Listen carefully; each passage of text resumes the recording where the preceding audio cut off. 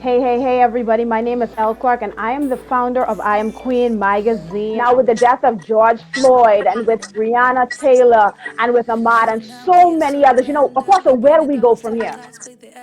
Well, I think, my sense of it is I've kind of got two observations. One is I think prophetically, I believe we're in a moment of almost lightning speed change happening. I've been amazed watching all. Let's jump right in now.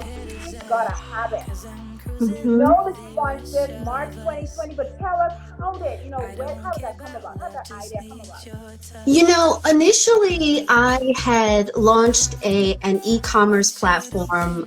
Just it was still called She's Gotta Have It, but it really Queens, how are you doing? Yes. Hi, Queen. How are you? Hi, Queen. My name is Elle with I Am Queen magazine. Ladies, you did an amazing job. And my question is, right now, globally, we have a woman who is about to ascend to vice president. And I believe that this movie is so important that it's being released right now. So what one word would you use to describe the pride that you feel because Kamala is going to ascend, as well as the pride you feel being a part of this movie right now, and why? um what one word would describe um regalness, poise. I think those are good adjectives.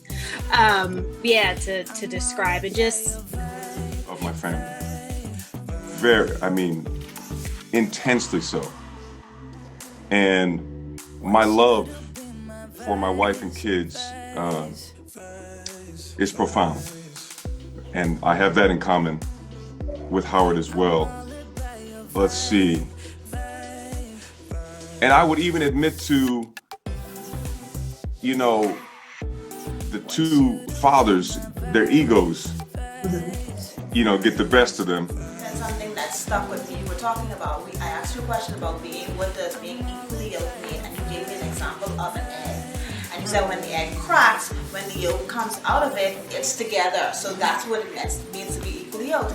And so MC Lyte is now married, and she's equally yoked. So tell us a little bit about that. Well, it's awesome. I often think I enjoy marriage so much. I wish I would have done it sooner. However, I wasn't ready, so it's perfect timing.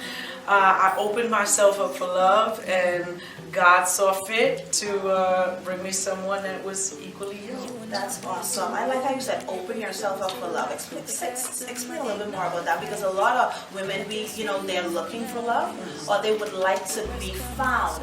But a lot of times, because of past experience and things that we go through, we close ourselves off. So tell us a little bit more about that. Totally. I was one of those people who closed myself off. I was too afraid to be hurt, too afraid to be vulnerable, too afraid to take the next step, too afraid to accept Elle, and I'm here at the Wealth Experience with, I have to call you Prophetess Kelly Price. Lord have mercy, Jesus. Listen, last year, right, I didn't get a chance to interview you, but you called, I will never forget it. You were talking about MC Lyte, you called her Ruth. We just were talking about that.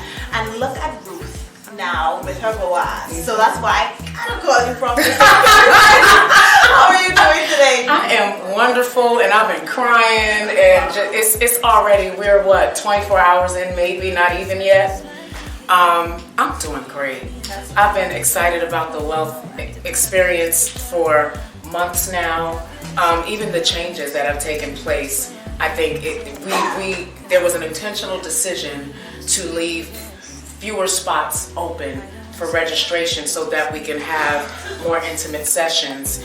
And I knew weeks ago coming in that this experience was going to be different. And I have to say, I tell people God has jokes. He really, really has jokes. And he's real sneaky. That's amazing. Now, in a time where, women, we're really pulling each other down, how important is sisterhood to you? This thing of women pulling each other down, I wish I could say it's new, but it's not. It's always been, because that's the enemy's assignment. Because he knows if he pulls us apart, we're together. But that's why. You took us through the 90s in style. I remember running home every day after school just to watch 106 in Park to hear your music. And we know that Differences was one of your most played videos of all time on 106 in Park. Oh my goodness. So you are also a songwriter, and you co-wrote "Miss You," performed by Aaliyah. May God rest her soul. So take us through that process from writing the song to the moment when you first heard it on the radio. Well, that was the RIP to Aaliyah. That was a song that I did for her One in a Million CD, I think it was.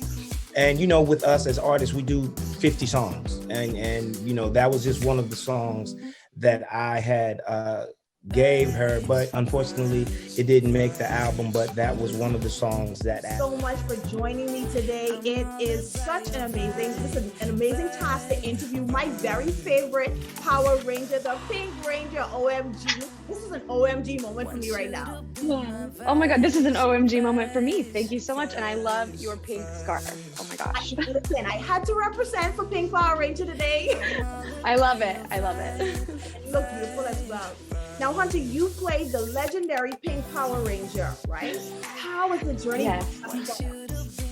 Oh my gosh, the journey has been incredible. I think it's something that I still have to like pinch myself over.